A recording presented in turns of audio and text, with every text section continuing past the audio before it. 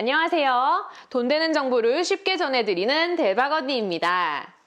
여러분, 집을 구하거나 내놓을 때 복비라고 불리는 중개수수료 다들 내보셨죠? 중개수수료는 잘 모르는데 그냥 중개업소에서 달라는 대로 주는 거 아니었어?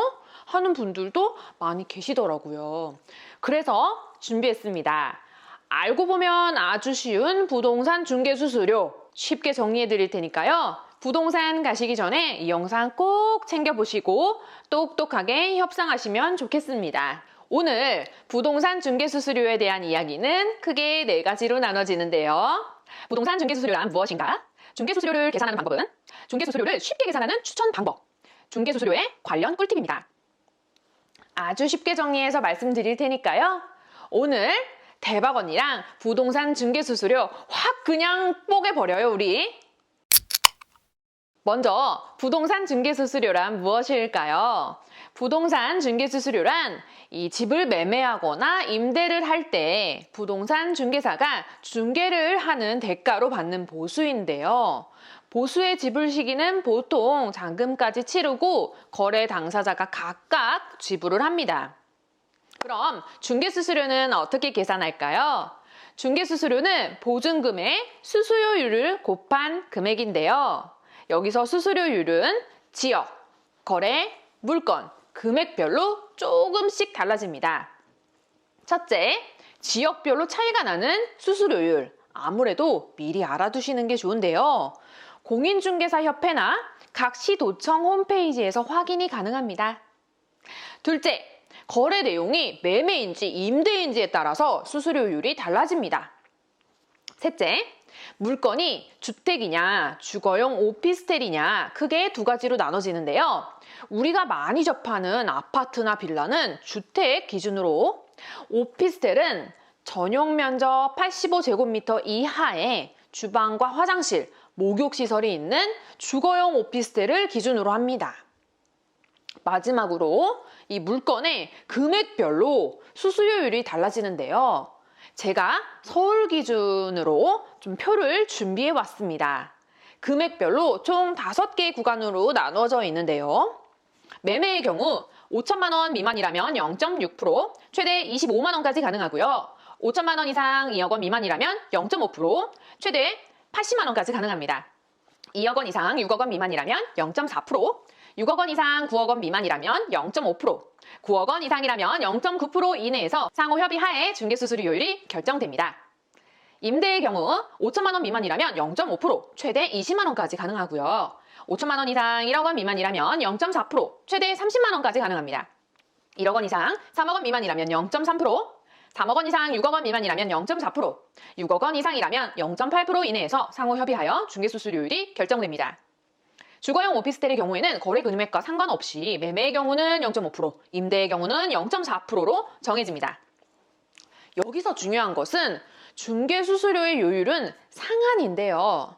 즉, 이 상한을 넘으면 안 된다는 그 상한선만 있는 거예요. 상한선을 넘게 요청하시면 불법이니까 정정을 좀 요구하시거나 환불 요청이 가능합니다. 자, 그럼 쉽게 서울을 기준으로 예시를 들어볼게요. 문제 나갑니다. 8억 원의 아파트를 매매할 때 중개수수료는 얼마일까요? 8억 곱하기 0.5% 해서 400만 원이죠. 다음 문제. 3억 원의 빌라 전세의 이 중개수수료는 얼마일까요? 3억 곱하기 0.4% 하면 120만 원이죠? 자, 마지막 문제.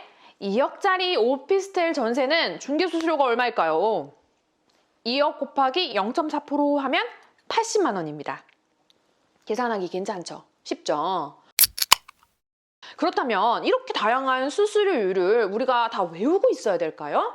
노노노노노노. 중개수수료를 쉽게 계산하는 방법은 무엇일까요? 대박 언니가 추천드리는 방법은 2가지입니다. 첫 번째 방법은요. 네이버에서 중개수수료라고 검색을 하시면 부동산 중개보수 계산기가 뜨는데요.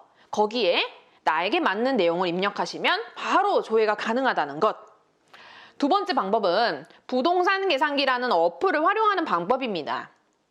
이 어플은 중개수수료부터 등기비용, 대출이자, 각종 세금까지 모두 계산이 가능하니까 다운받아 놓고 필요하실 때 사용하시면 유용하실 것 같아요. 마지막으로 중개수수료와 관련된 꿀팁을 2가지 말씀드리겠습니다. 꿀팁 첫 번째, 부동산 중개수수료는 협상이 가능하다는 점. 부동산 거래를 안 해본 분들이라면 대부분 중개업소에서 제한하는 그 수수료를 그대로 따를 수 있을 텐데요. 중개업소 입장에서는 굳이 받을 수 있는 한도보다 낮은 금액을 받을 필요가 전혀 없기 때문에 법이 허용하는 한 가장 높은 비율을 제시할 수 있겠죠. 보통 잔금까지 모든 계약을 마치고 나서 수수료는 얼마 내시면 됩니다 하고 안내를 받으시잖아요. 사실 그때는 거의 협상이 어렵습니다. 협상을 하려면 미리 말씀을 하시는 게 좋은데요. 미리 얼마쯤 하나요? 라고 여쭤보면 몇 프로쯤 하는데요. 나중에 변경도 가능해요. 라면서 이야기를 하시는 경우가 많습니다. 보통 계약을 결정하고 중개소장님께 계좌번호를 넘기기 전이나 아니면 가계약금을 보내기 전이 협상하기 좋은 타이밍입니다. 미리 중개수수료율에 맞춰서 계산을 좀 해놓으시고 그 금액에서 깎아달라고 요청을 해보세요. 그럼 생각보다 큰 금액을 아낄 수 있습니다. 꿀팁 2번째, 현금 영수증을 꼭 챙기세요. 이 현금 영수증이 필요한 이유는 부동산 중개수수료도 소득공제의 대상이 되기 때문인데요. 가끔 현금 영수증을 요구하면 10%의 부가가치세를 요구하시면서 발급 안 받으시는 게 좋다고 요구를 하시는 경우가 있는데요.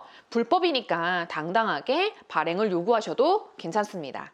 뿐만 아니라 이 10%의 부가가치세는 일반 과세자인 부동산 사업자만 요구할 수 있으니 부가가치세를 내기 전에는 일반 과세자인지 간이 과세자인지 확인해 보시는 게 좋은데요. 가볍게 소장님, 간이가세자는 아니시죠?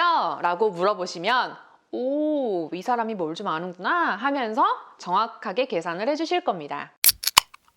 오늘은 부동산 중개수수료에 대해서 알려드렸는데요. 많이 어렵진 않으셨죠? 큰 금액이 오고 가는 부동산 거래하기 전에 이 영상 한 번만 보고 가셔도 부동산 중개수수료에 호갱이 되지 않을 수 있으니까 꼭 참고해 주시면 좋겠습니다. 오늘 내용이 도움이 되셨다면 구독, 좋아요, 알림 설정 부탁드리고요. 대박 언니는 다음에 또 좋은 정보로 찾아뵙겠습니다. 그럼 여러분 안녕!